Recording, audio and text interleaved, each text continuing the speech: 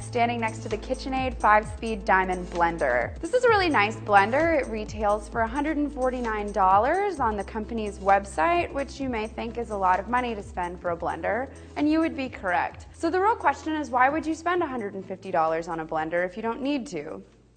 There are a lot of nice features about the KitchenAid that have kind of brought me over onto its side, such as the 60-ounce pitcher, which is really generous. And the interface is really easy to use. They don't overcomplicate things with this blender. It's easy to figure out exactly what setting you need to use depending on what you're putting into the blender.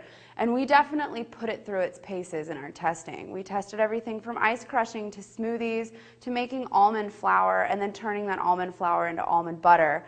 And I was really impressed and honestly quite surprised that the KitchenAid performed on par with some of the more expensive blenders like the Vitamix and the Ninja and the Breville.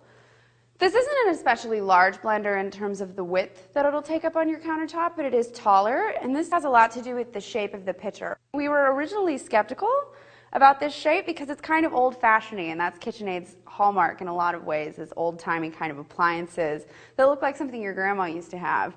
But the way the shape of this blender works is that it's very narrow at the bottom, which gives the blades full coverage, preventing things from getting stuck. Now, certainly because there are squared corners, you will get some food particles that are wedged under the blades and may not get blended, but it was far, far less than I expected. So if $150 for a blender doesn't frighten you off as a sticker price, the KitchenAid would be a really great choice, and we were really happy with it. If you have KitchenAid mixers or are a big fan of KitchenAid products, I don't think you could go wrong adding this to your line of appliances. But if you're looking for something more budget-friendly, the Hamilton Beach Smoothie Smart is also a really excellent choice.